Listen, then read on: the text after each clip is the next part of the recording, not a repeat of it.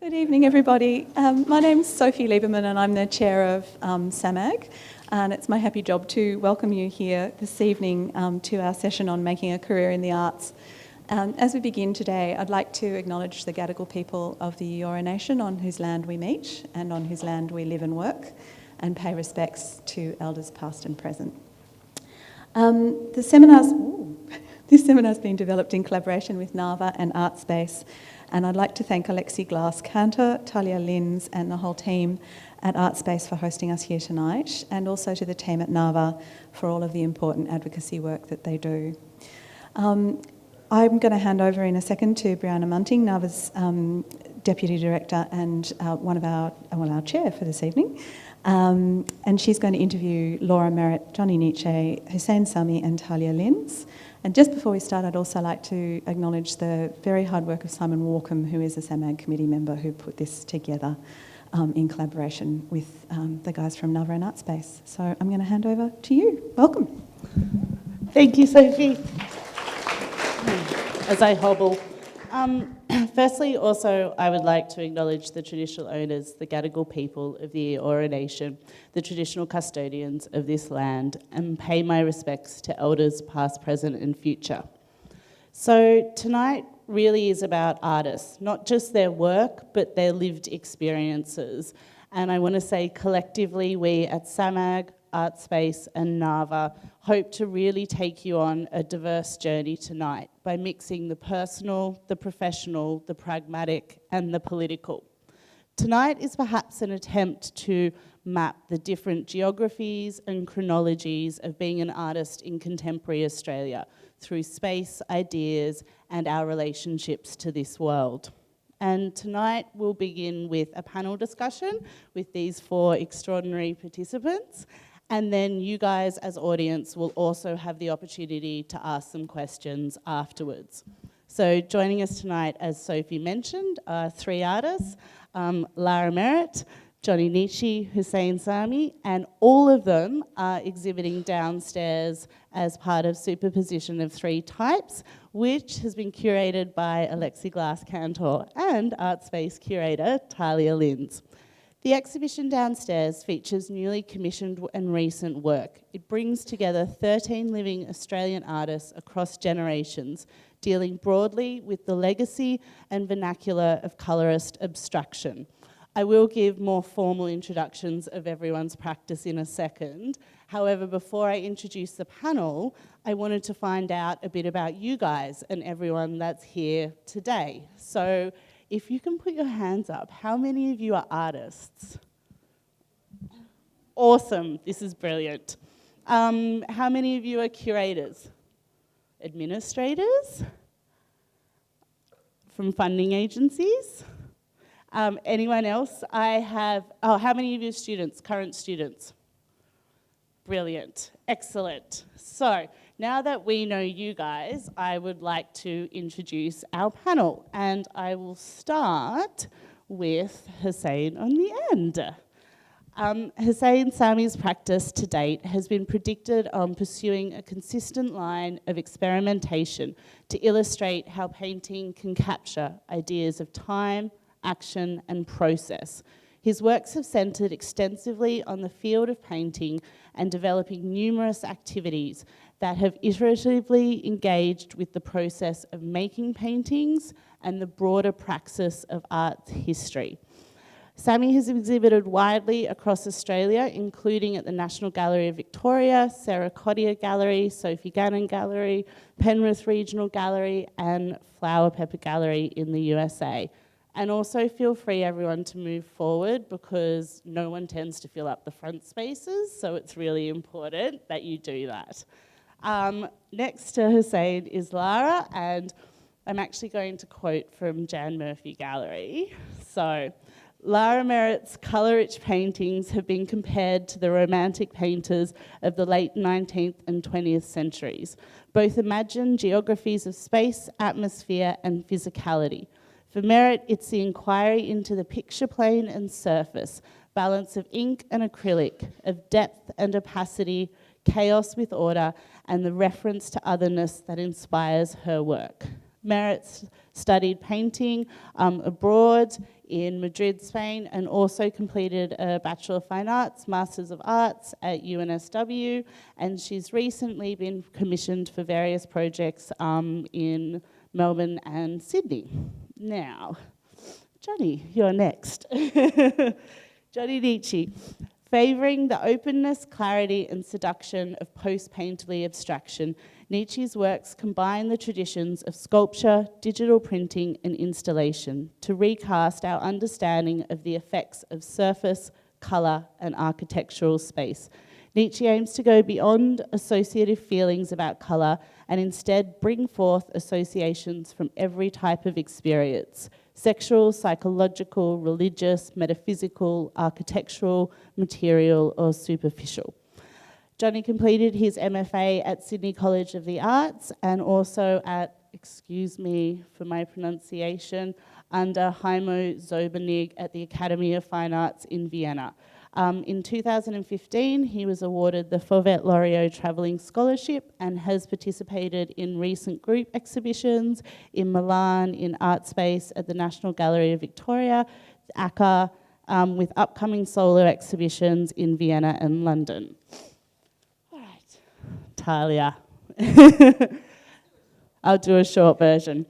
Talia has an MA in Curatorial Studies from the University of Toronto. She was the 2013-14 Nick Waterlow Curatorial Fellow at the Biennale of Sydney, and prior to Artspace was Executive Producer of Arts and Culture, FBI Radio 94.5. Is there anything else you would like me to add? That's a very short version then. So, in thinking about today, I obviously work for the National Association for the Visual Arts, and when NAVA asks artists about their careers, one of the most common responses we receive is, well, I don't really have a standard career.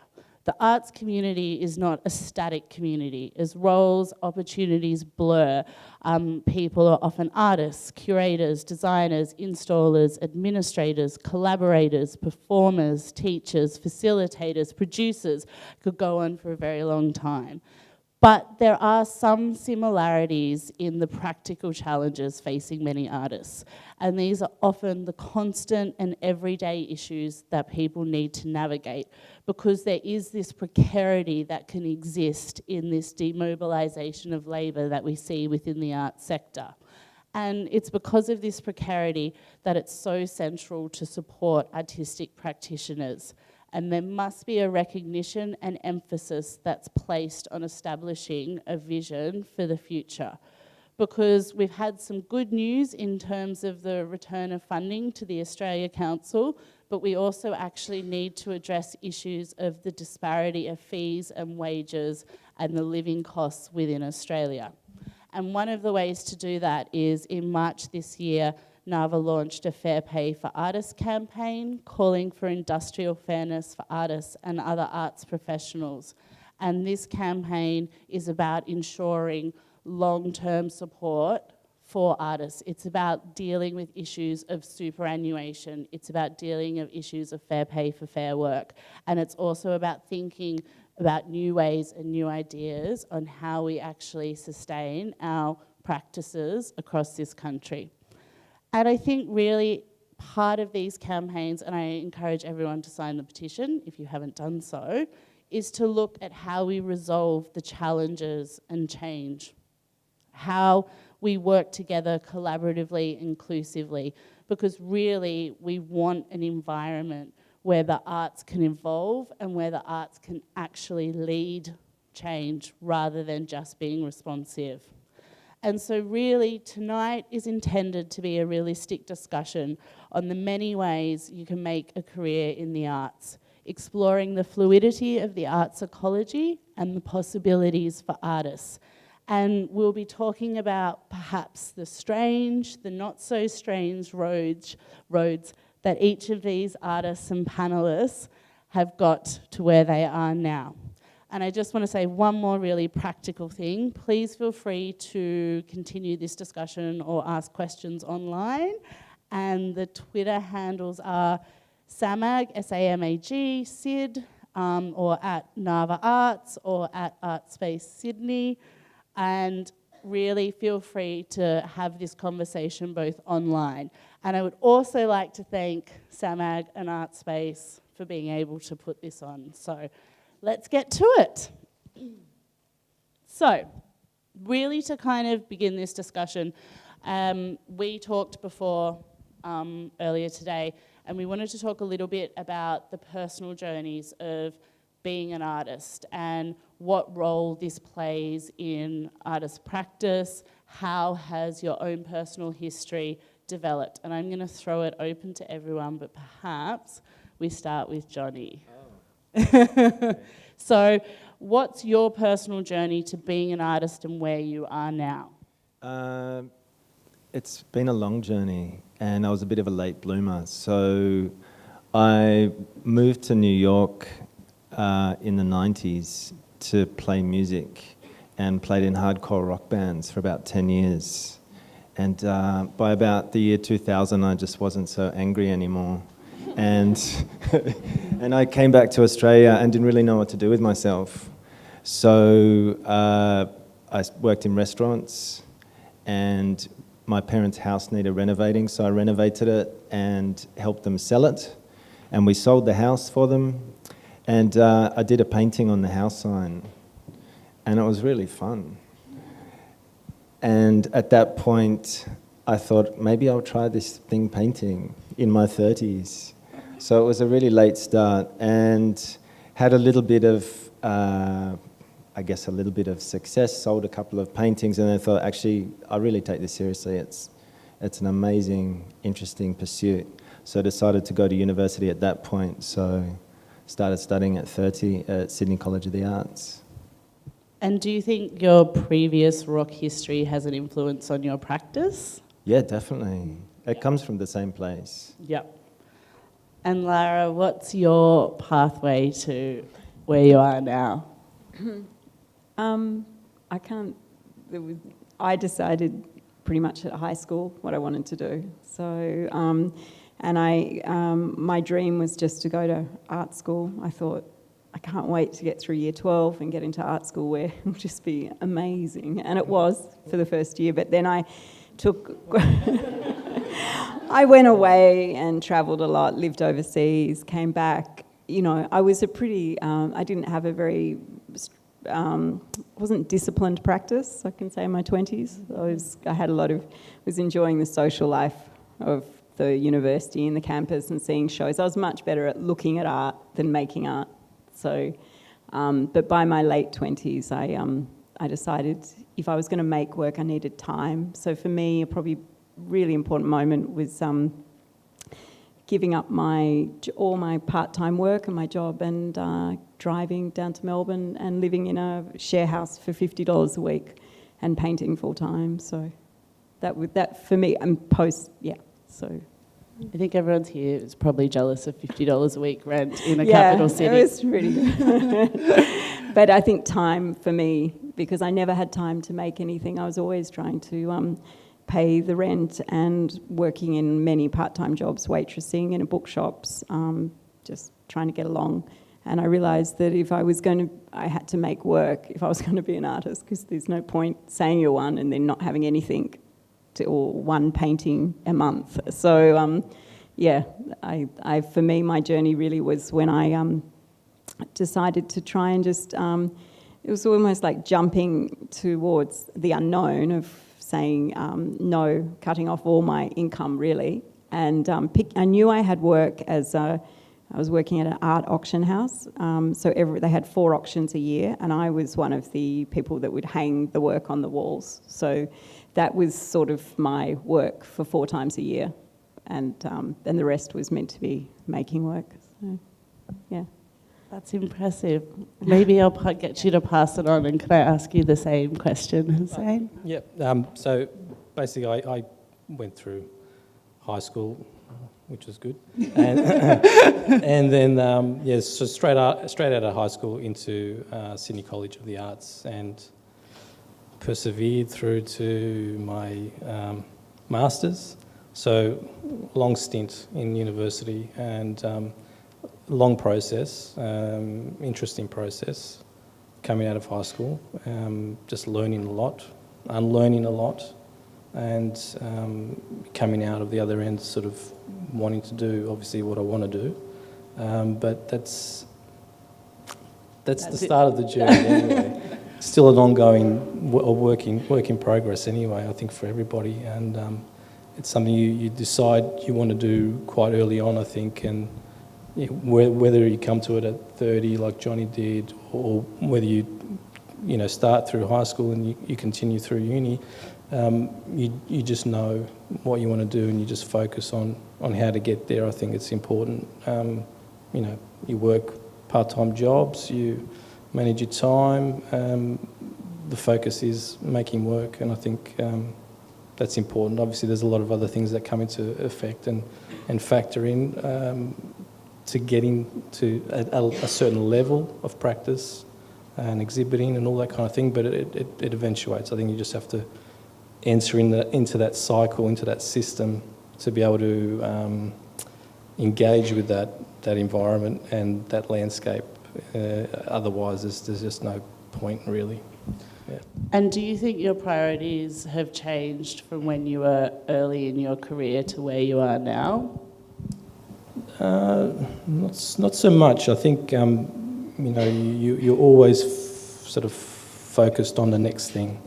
How you continue your practice, and it's kind of the evolution of your work is really what's important. It's kind of the centre of what it is that you do. A lot of things come into it. Obviously, working, having to sustain your practice, making money is always going to be an issue. Whether you make it through your work, which some artists have that luxury of being able to make enough to kind of sustain their practice, and others have to work part-time work. I'm in that boat where I sort of have to work as a designer as well. So I have a full-time job and 2 kids and mortgage and all that kind of stuff. So, you kind of learn to manage your time really well. And if you're shit at that, then you're starved pretty much. So, so you really, you kind of learn how to sort of prioritise your time really well. And make sure you kind of give everything in your life, all the factors in your life, what they need, and hopefully that kind of keeps it going. So far, so good. We'll see. It's impressive you have balance. I don't think everyone does. Because we've got all 3 of you and the curator from downstairs here, I thought it might be good to also talk about the relationship between artists and curators, given that we have that exhibition on. So how would you describe the artist's responsibility to working with curators? Should I continue? Yeah. Okay. Look, I mean, it's quite important. It's not always essential, but I think with certain shows, particularly with this one, it's bringing to focus certain ideas and themes which are quite pertinent to now.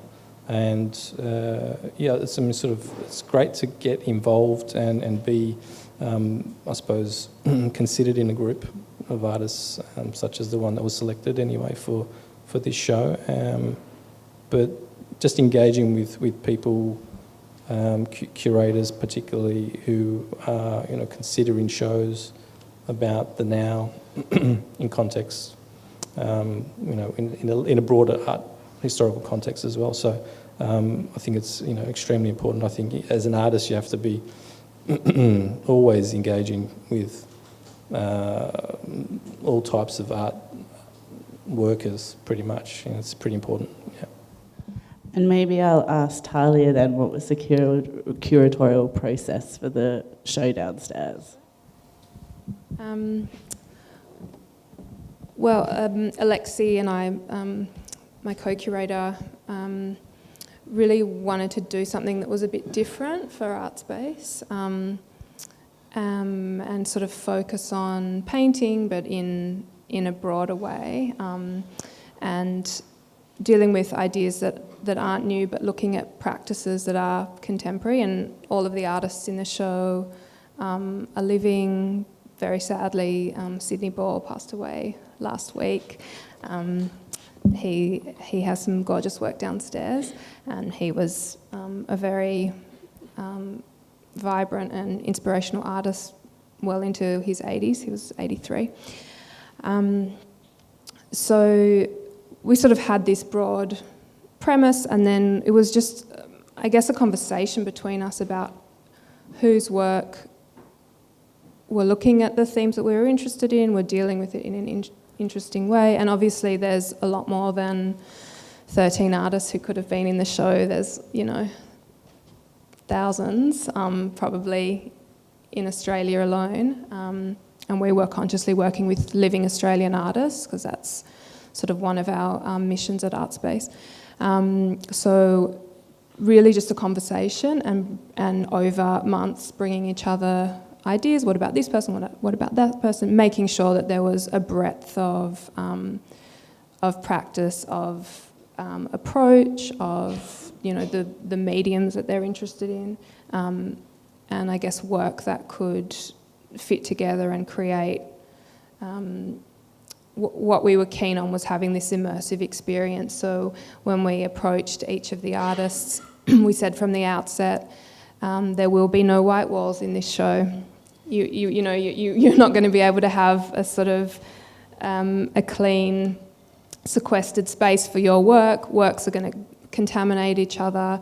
There is a conscious sort of bleeding of colour throughout the space, so it is a kind of holistic experience, while obviously the individual works themselves have their own sort of gravitas.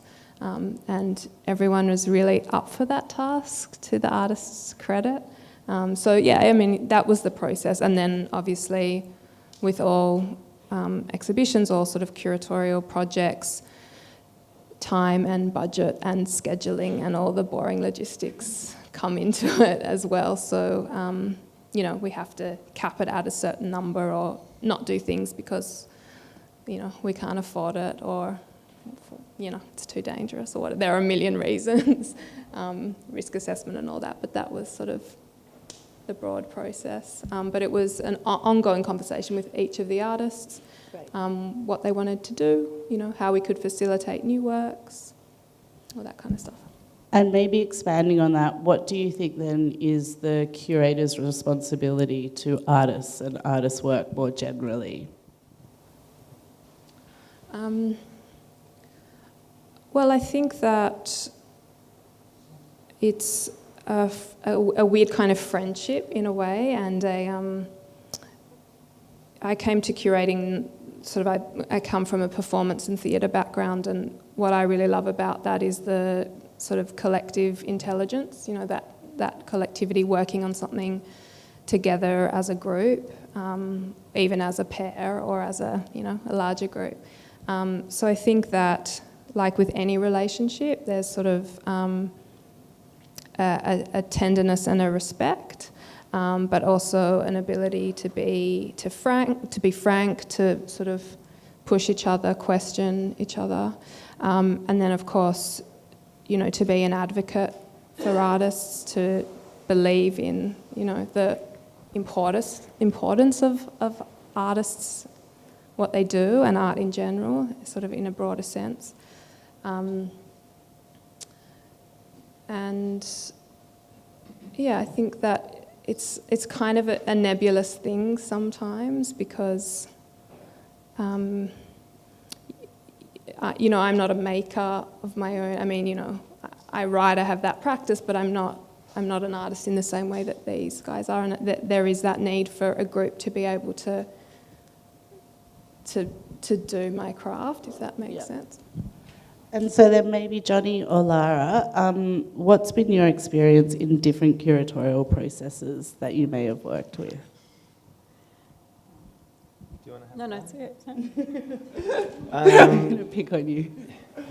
Really diverse. And the one thing that's, I guess, not so surprising is it's very idea-based, situation-based, dependent on where it is, but so much is also personality of the curators that really drive the project, and the relationships between the curators and artists is so important, and I think the element of trust that can be built between curators and artists to try out new things and just go with your gut is a really important thing. And that was for this instance, for me personally, and it was a really good experience to try and push me and push myself and try something new, and whether it worked or not, but just give it everything. I encourage everyone to go downstairs and see the exhibition, take a drink after this, and then you'll be able to also contextualise some of the discussions that have happened around this today. I might move on to looking at creative routines then, while I've got you, and specifically looking at, you know, Hussein, you kind of touched on this, but how much time do you spend making work, seeing work, discussing ideas, and then, of course, the administration and kind of business side, and how did you get to that point in finding that routine? Would you like me to go again? Yeah. Okay. It was really tricky at first. I had an idealistic view of what it was like to be an artist, and I had no idea how much administration was actually involved. I was flabbergasted. And I share a studio with Lara and a bunch of other artists, and I have the great luxury of being able to work 5 days a week in the studio, pretty much 9 to 5. But I'm at home for 3 hours on the computer every night, answering emails, creating work, thinking through new ideas, and reading, and it's kind of endless. So, and even though it seems really routine, it's all over the shop and shambolic. And like if you have a lot of projects on at the same time, just running from thing to thing and forgetting something and getting in trouble from someone else, and so I'm not super organised. I don't have a diary. It's all here, which is not ideal.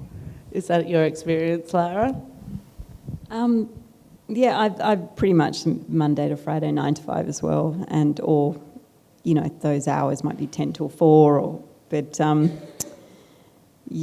yeah, I mean, there's a lot of routine, but I find that I'm doing a lot of those emails and just trying to keep up with things at all hours of the day, like everyone is in all sorts of fields. But I do use the weekdays to try and just, as I say, make work and be in the studio and not do those things. So I end up doing them late at night, or you know, you wake up at 1:30 in the morning because you have to respond to somebody. But yeah, I find that what's great is that we work in a studio with 22 other artists, or there's 24 of us altogether or something, and I feel like it's just works so well because we can sit around, we have lunch at 12 o'clock every day, and it's a table that you can sit at or not sit at, but what it means is that we can, in an hour, talk about what shows we've seen, what we're reading. Can somebody tell me a good photographer to document some works, because I didn't like the last ones I got. Does anyone know some printing? So all that really practical and in a nice kind of conversational way happens between 12 and 1 every day. And I think if I didn't have that network of colleagues I really respect, I think, I don't know, I just think it would be a lot more hard. You know, I feel like it's just cleverly works, you know, and saying things like, oh, do you have a really good ladder? Because the ladder I've got only goes up this high or something, you know. So I'm really into the whole working together. It's just been how I've worked for the last 6 years, and I feel like it really works well. So, yeah. And Hussein, is that your experience in terms of having colleagues or collaborators or peers and the role that they've played in your career?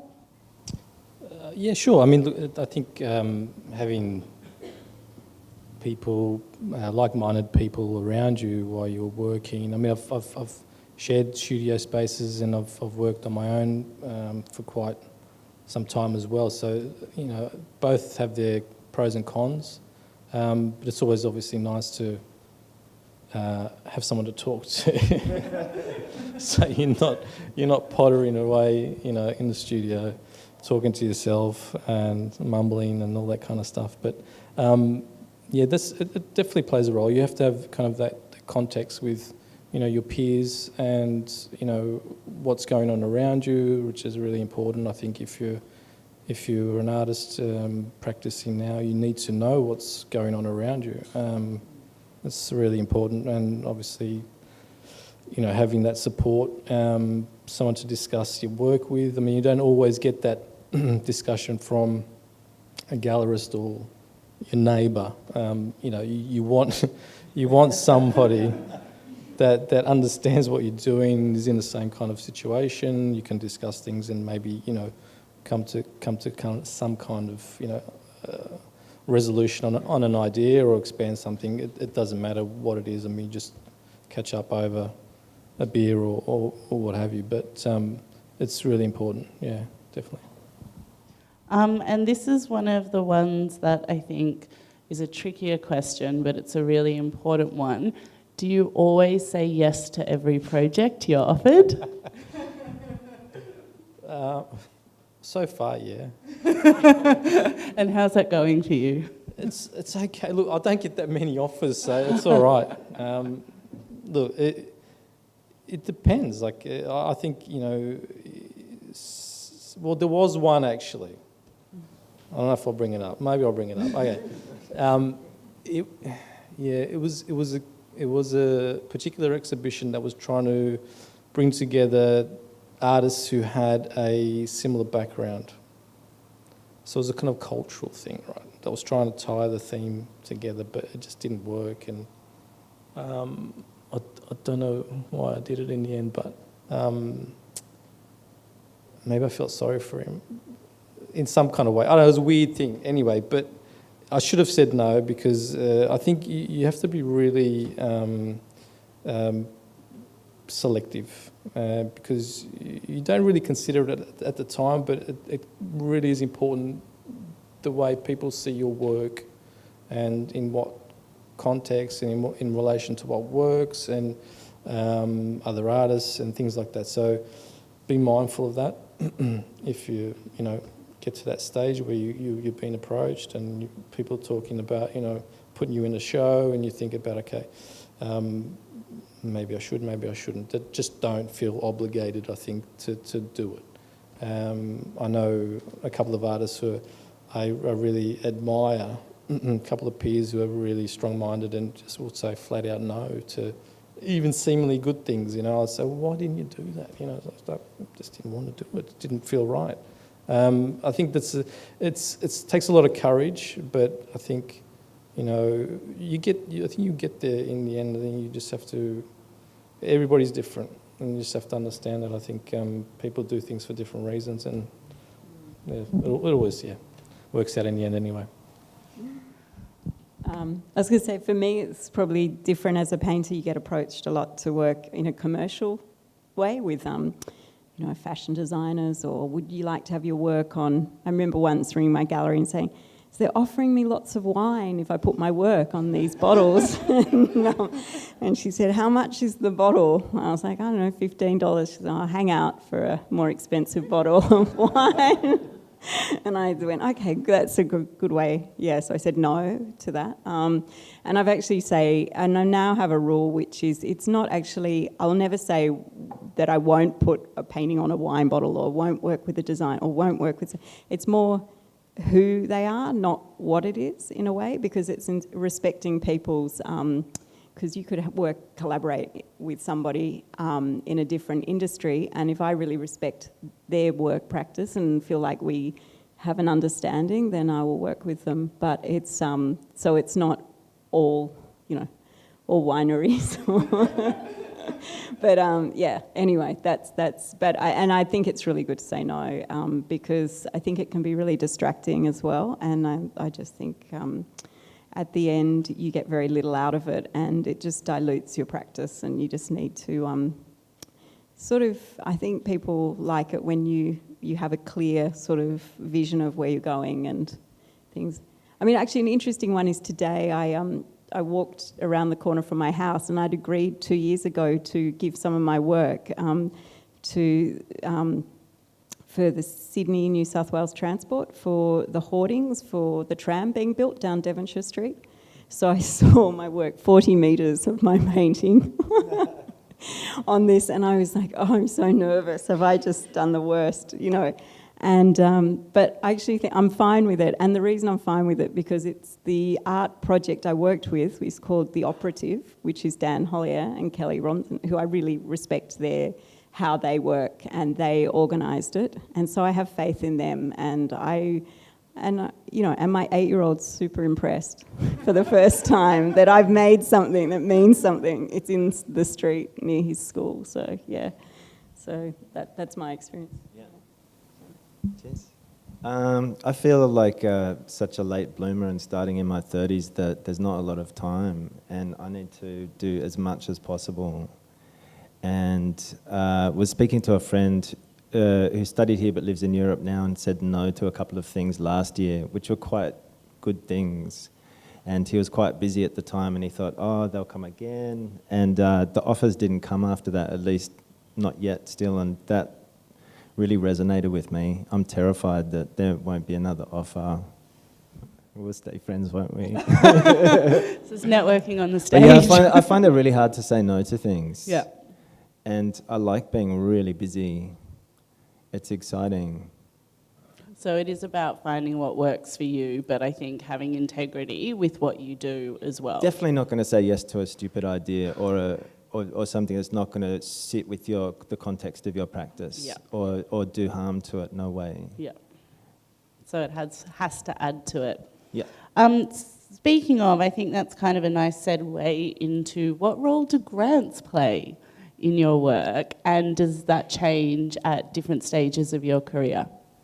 It's played a huge role in my career, and I think, again, reiterating that I started as an old student. When I started studying at Sydney College of the Arts, I was well aware of how the system worked and what opportunities were available.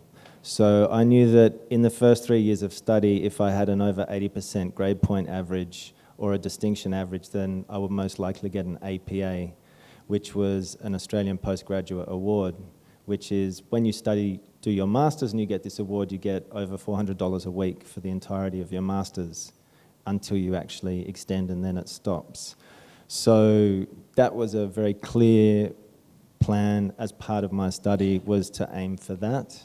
And fortunately I got it and was able to spend a lot more time in the studio making work at university. And then after that, went for the Australia Council Arts Start grant, which was incredibly helpful, not just in the sense that it's $10,000 to help you set up a studio or push your practice further, but what it did was made me think about, it was questions that I'd never even thought about, like, where do you see yourself in 3 years? How are you going to get there? How are you going to set up a studio? What do you need in your studio? How are you going to get a gallery? How are you going to get your work out there? What kind of promoting are you going to do for yourself? And how do you see this working towards benefiting your career? And so that got me in a mindset out of just wanting to make great paintings into thinking about how can I actually, I guess in a sense, it sounds like a horrible thing to say, but you're like a little business. You're like a little your own little business, and you have to do everything. So that was really helpful as well. And then the Favette Loureiro Travelling Scholarship, which was through Sydney College of the Arts, was a very generous chunk of money to go and do whatever you proposed to do. So I was able to go and live in Vienna for 6 months, set up a studio and exhibit extensively, and study with Heimo Zerbenig for the second time, which was hugely influential.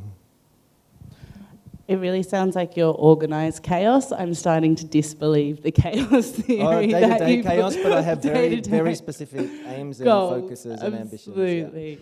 Yeah. I just wanted to say, for something like the New South Wales Visual Arts Fellowship Emerging, which we host at the end of every year, even if you don't get through to the finalist selection and your work isn't exhibited, we're still looking at all the applications. So sometimes these things are a way of just getting your work in front of people who might be able to help with future shows. A couple of the Ideas platform projects has come out of that process. So it's like, the prize is the money and, you know, the exhibition, but not always. Sometimes it's sort of like a longer wait for something, but it can establish a relationship. So you got to expect that you're going to get rejected a lot.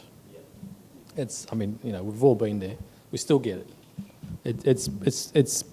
It's hard. It's a hard slog. It's not easy. That's definitely the case because it's very competitive, and obviously with funding cuts, you know, it just makes life a lot harder.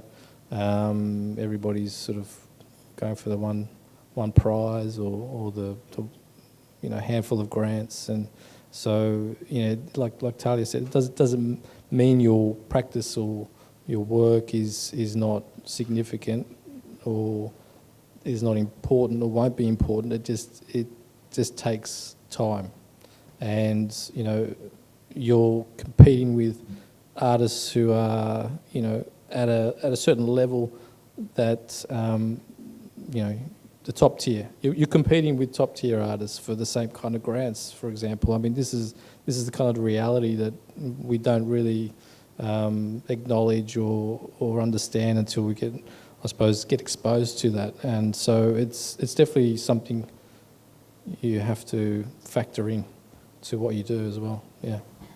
I'm going to get you to stay. Do you want to say something, Laura? The other day, in terms of when you were talking about grants, and that you thought in some ways it was beneficial at times just to concentrate on your practice rather than put a lot of time into grants. Is that?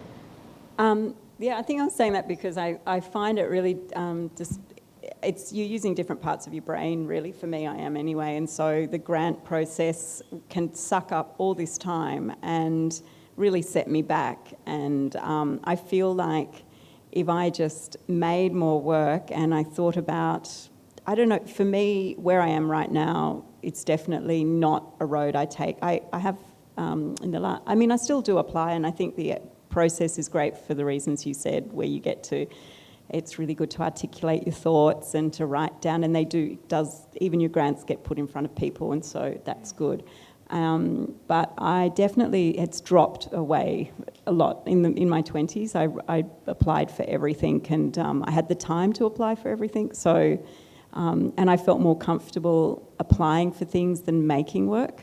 That felt so. But now I actually, I actually feel more comfortable.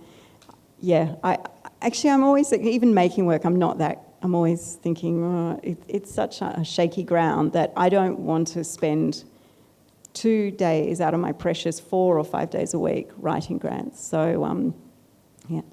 But saying that, when I did get the Pat Corrigan grant, it was a great moment, and it helped having a launching pad for my own show with a couple of friends, and also a Friedman Foundation grant at the age of 28, which I went to India and did a 3-month residency in a university in the west of India, which was incredible. And it was validation as well, which was really great. And also what you were saying, Talia, being in the New South Wales, I think I've been hung in that 3 times in my earlier days, and I didn't feel rejected. I just was so excited that my work was hanging at Artspace. So was I. Even though apparently the lighting was really bad. I didn't notice. I didn't notice the lighting. So, yeah. So on that, what's one of the most memorable experiences that you've had in terms of seeing a project to fruition, and what was the process for that? So I think a big moment for me was seeing my work in a commercial gallery, actually, a gallery that I respected because of the artists that were shown in that gallery. So I showed at Calaman Gallery in, early 2000s for 10 years, and I couldn't believe my work was in the same, hanging next to John Catapan or Guy Benfield, or just these amazing artists. So for me, that was a good moment. And anything, and that's sort of just, I don't know what to say. Like it just felt really that's meaningful when it was at real. that time. Yeah, it was real. It felt like, okay, if people are taking me seriously, then I should, try and put back myself. Really, that's all. Yeah. Hussein. What was the question? I'm going to ask you a different one, Johnny. What's your most memorable experience in terms of bringing a project? Yeah, no, I was thinking about. I was just Momentarily. I was mucking around. I don't think I have one, to tell you the truth. Yeah, I don't know. I think it's just. I don't think I'm there yet. So it's not real? Yeah. Well, I don't know. I think as artists, you always have these kind of goals and expectations, and maybe you sort of do certain things, and they're just not as earth-shattering as you first thought. But it's a necessary step, right? But you still want to kind of keep going and keep going and keep going, and that's going to be your life. You're always going to want to push yourself, your work, and it's always going to be, I want to show here, or I want to show there, I've got to make it over here.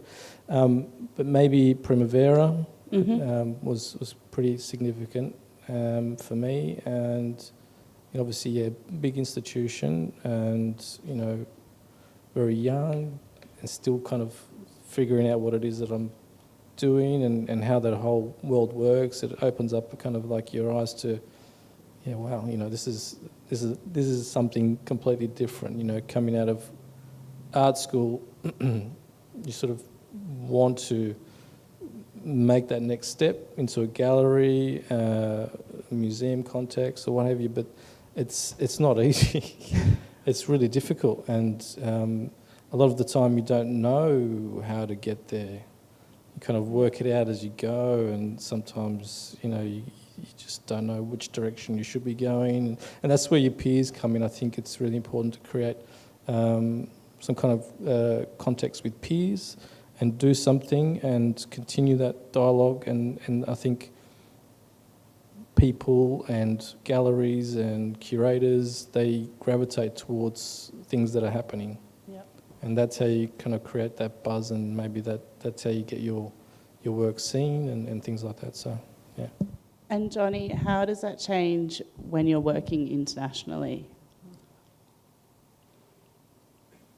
You can't even remember the question. I've forgotten the question again, sorry. I'll ask you a different one then. What have been the challenges for working internationally? The time difference is really weird.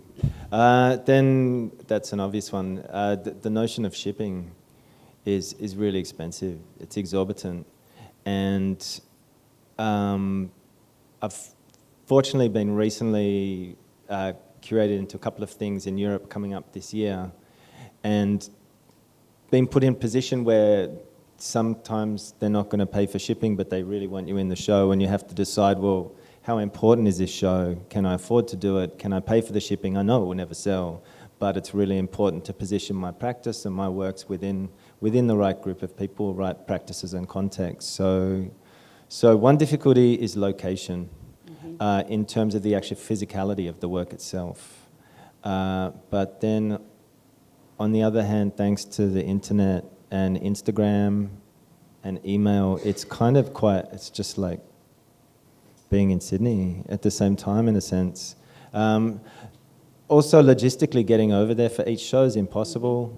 And I have a wife and a 5-year-old son, and I want them to come each time I go over, which is not really financially viable every time. And have you managed it? Yeah, we've been to Vienna twice for 6-month stints. So as part of my master's, I went on the FAVET exchange scholarship, where you generously get airfares and you study at an institution of your choice that you have a swap or an exchange with. So I got to study at the Academy of Fine Arts in Vienna. And there's quite a history of Australians, or especially from Sydney College of the Arts, who have studied there already. And so it was almost like there's a small community there of people that you kind of just fall straight into and become part of the furniture really quickly. So that was great to have a 6-month experience there, and then come back, finish my master's, and then was lucky enough to get the FAVET Loureiro scholarship to go back for another 6 months. But it's exorbitant taking the whole family. So without the scholarship, there's no way I could have done that. And there wouldn't have been any chance to kind of keep building on all the relationships that had started the 3 years previous that are now just blooming, starting to come into fruition here. So in terms of because we were talking about this before, international models, I want to ask all of the panel also, could you describe the future you would like for Australian artists to happen? Models in terms of The learning model or learning and exhibition project. I could say what I think in terms of learning. I think my education at SCA was fantastic, and I studied with Michaela Dwyer, and before that Matthias Gerber, who were both brilliant. But I think once you start doing your masters, I think it's problematic in that you have to write a very in-depth, articulate academic essay, which is not really the core of everybody or every artist practice. And I think this is retroactive in some ways, depending on the person. I think it's really necessary to do the research and really consider your practice and all the ideas and find out everything you possibly can and have as much discussion as possible. But I think the essay is not really an ideal outcome, and it seems kind of archaic. And when I studied in Vienna, when people were doing their masters there, their professor decides when they're ready to get their diploma and matriculate, and they write one page with their work and that's it. And the work does the majority of the talking, unless their work is word-based or research-based. And I think that's a really interesting model. And I've had a lot of discussions with Michaela Dwyer and also Lara and friends in the studio thinking that maybe a different model like a studio-based model where you set up a studio situation and bring in, say, 8 younger practices within the studio, and the older artists try and nurture the practice and have critiques and discussions about the work and have a kind of sympathetic kind of community would be really helpful. You guys could open your studio up I'd for like that. to one day. Absolutely. If it's a possibility, if there's possibility for funding, that's definitely an aim, an ambition. Definitely. And Lara, how would you imagine a future for Australian artists? So just supporting what Johnny said, I think the studio is really important, and we just seem to be losing all these spaces that we live near, meaning that we might sort of be out living in, living not in the inner city or where we want it. So I would really hope that there was an interesting model actually. We had a collector group of Europeans through our studio from London, from Frieze, and they came through and they said, do you have anybody subsidising your space, or is there any help you get in running these studios? And we said, nothing. And they were astounded, because in London they've had this problem where rents are going up and people are being pushed, so they've been able to... They're subsidising it, and all the artists have moved out of the city. Yeah. So they're subsidising studios and trying to find philanthropists and building owners to try and assist and create and get the central core of the artists back in the city. That's right. They're trying to bring artists back into the inner city of London, and so they're working with business and philanthropy and organisations. So I just feel like we just need to keep thinking about different ways we can do that. And because once we lose these, and we just, I'm just nervous that could happen. And probably too quickly than we imagine as well. Exactly. So, yeah. So we're trying. Hussein? The future of Australian art is pretty problematic, I think. I don't know. I think it's a cultural thing. It has to change at a certain level, and sport is kind of like here, and everything else, and then there's art, and I think that has to change the way people, think about art, interact with art.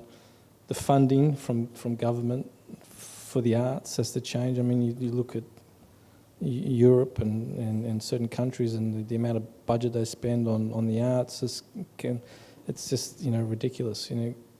Comparable to here, where it's nothing, and you just think, well, it's a hopeless game. I mean, I'm not going to lie. I mean, it's kind of, you feel like you're always battling against something, and always trying to sustain yourself, sustain your practice, and you're always coming up, against that sort of the challenge, and to keep going, and how to kind of go to that next thing, or fund an exhibition, or continue, funding your practice. And I think it's definitely a cultural thing that has to change. And I think the commercial model has to change a lot as well. I mean, that's a big factor. And just I was watching The Mix the other week, and they were talking about this, and they were kind of comparing. So what was he saying? He was saying, yes, that's right. Yeah. So they had this auctioneer, they had a collector, a gallerist, a journalist, yeah, and they were sort of. James was asking, why is Australian music and film, the actors, directors, or musicians, they make such a big bang overseas, whereas artists are kind of like, you don't hear anything about them. And it's just pretty much, it just came down to nobody gives a stuff about Australian artists, on the international scale, on that level. And they're just trying to think about, which artists do sort of kind of break that ceiling. Maybe I got quite upset when I saw that segment. Maybe Talia wants to, because there are lots of Australian artists who actually are just doing amazingly, who weren't even up for, and you would probably know those and can, like Mela Callahan at Palais de Tokyo. I have to say I kind of agree with much of what Hussein says, which is sort of depressing. But, I mean, I think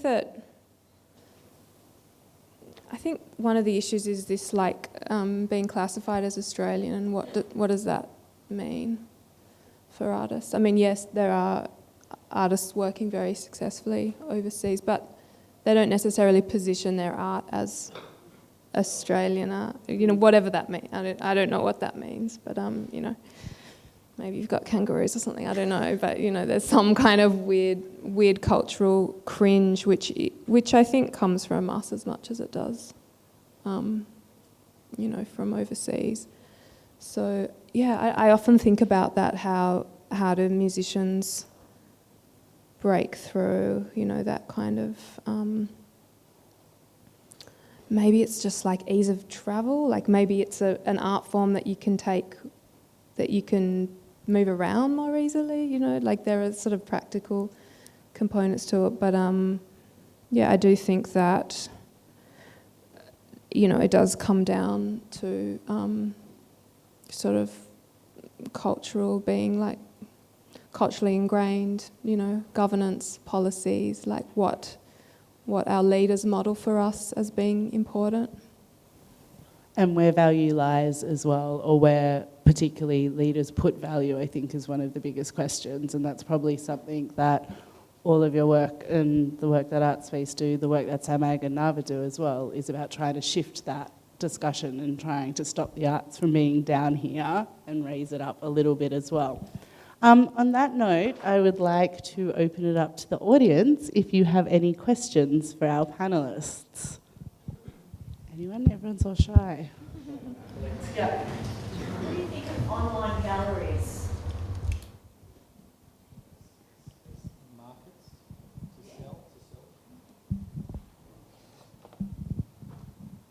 I didn't want to actually answer this question. Come on. Look, I think it's I don't know. It's one of those things, right? You engage in necessary evils sometimes. I think you have to, and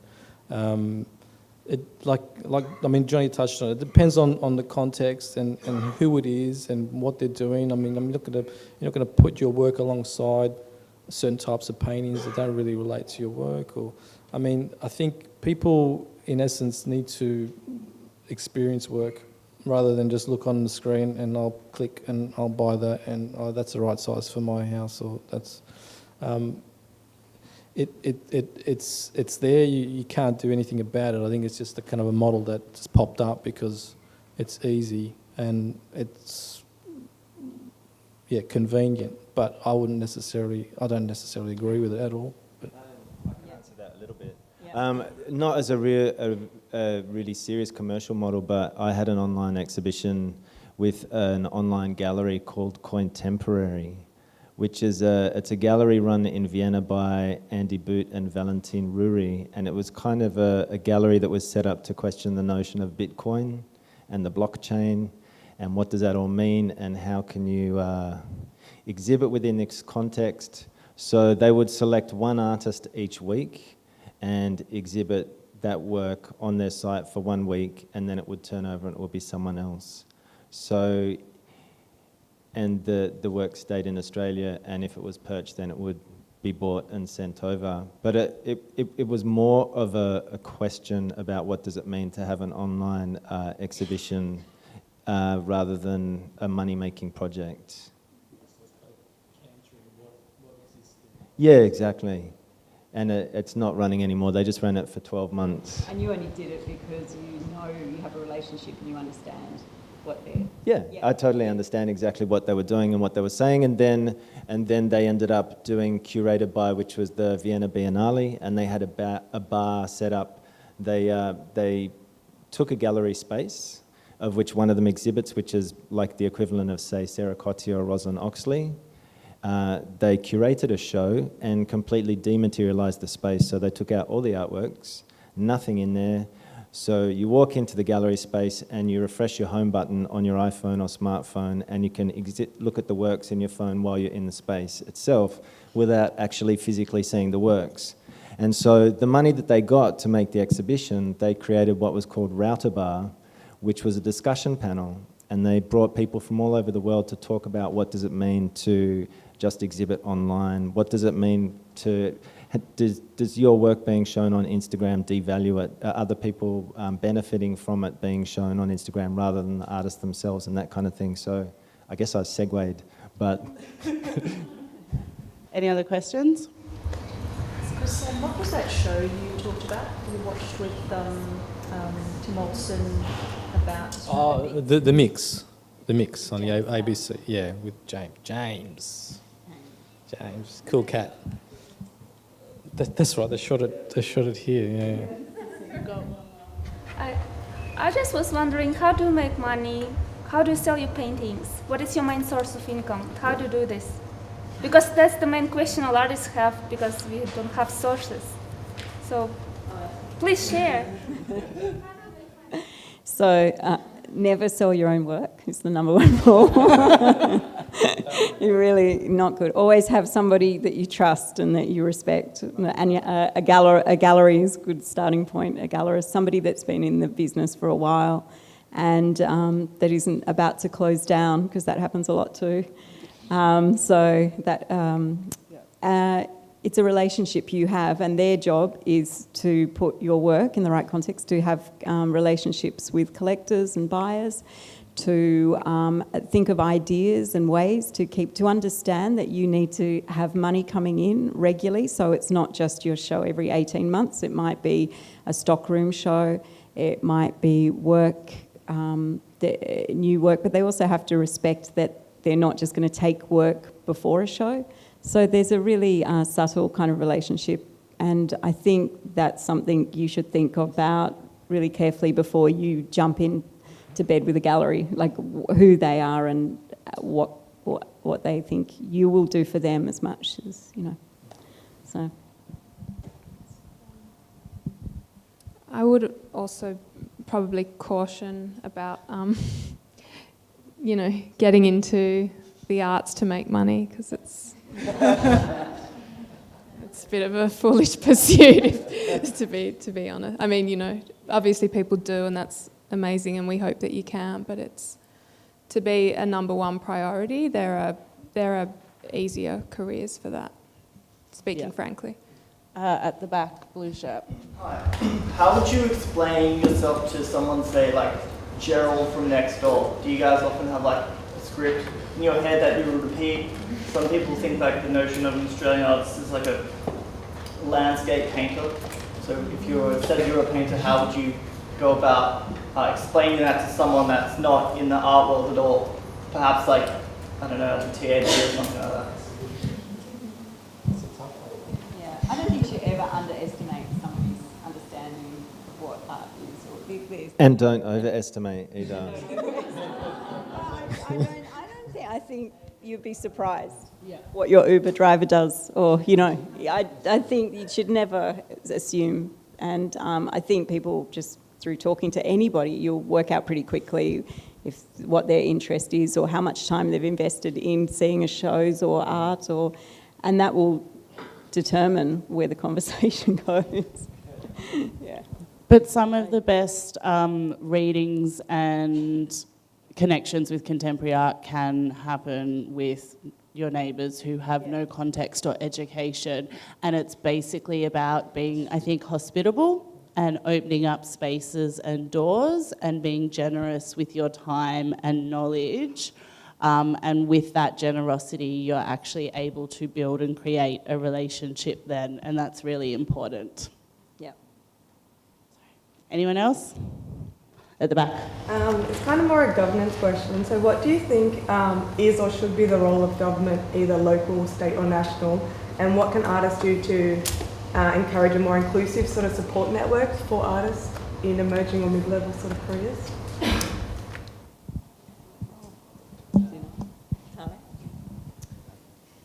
What should be the role of government?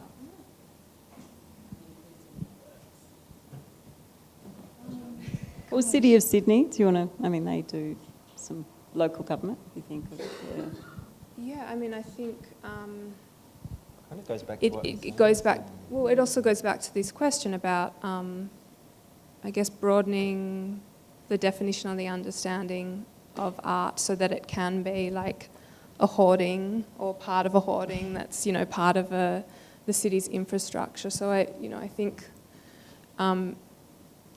bridging those different divides is one thing. I think modelling.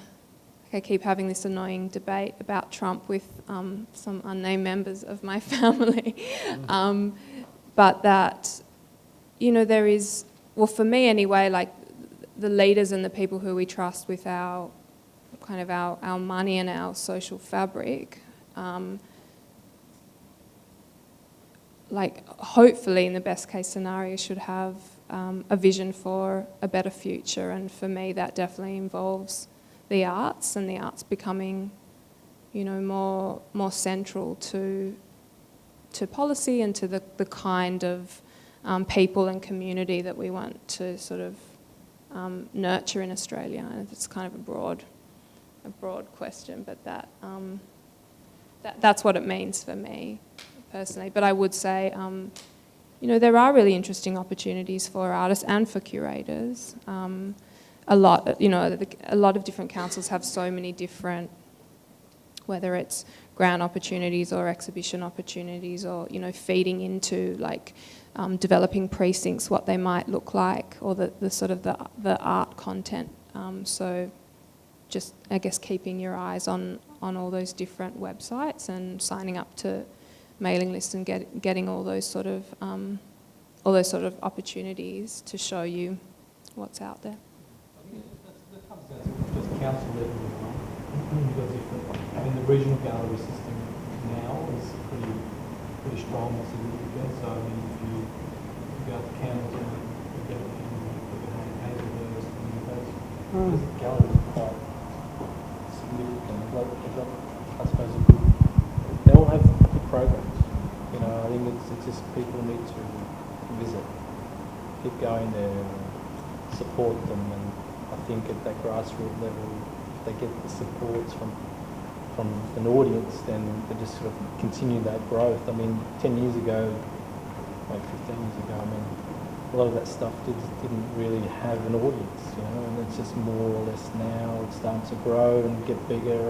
Even in my local council, Blacktown Arts Centre, that's a small space, but it's been there for a little while. It's just, I think, shifting that centre from here in the city to out where people are, and kind of, so it's not always where the commercial galleries are, and it's not always where art is kind of happening, and there are other places where it's all going on. So I think that's really important, that people are aware of that, and that makes it, I think, a little bit easier for even high school students to understand that there's other things that go on besides a kind of commercial model in Australia. You know?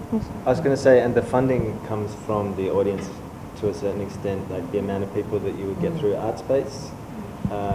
If you get lots of people through, then hopefully you get funding again to continue operating. Is that reality? Yeah, without being too cynical, there certainly is like a head counting mechanism and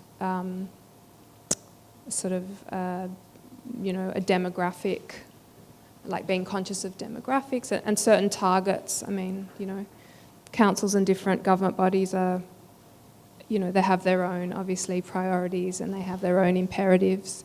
So, everything with a grain of salt, I would say.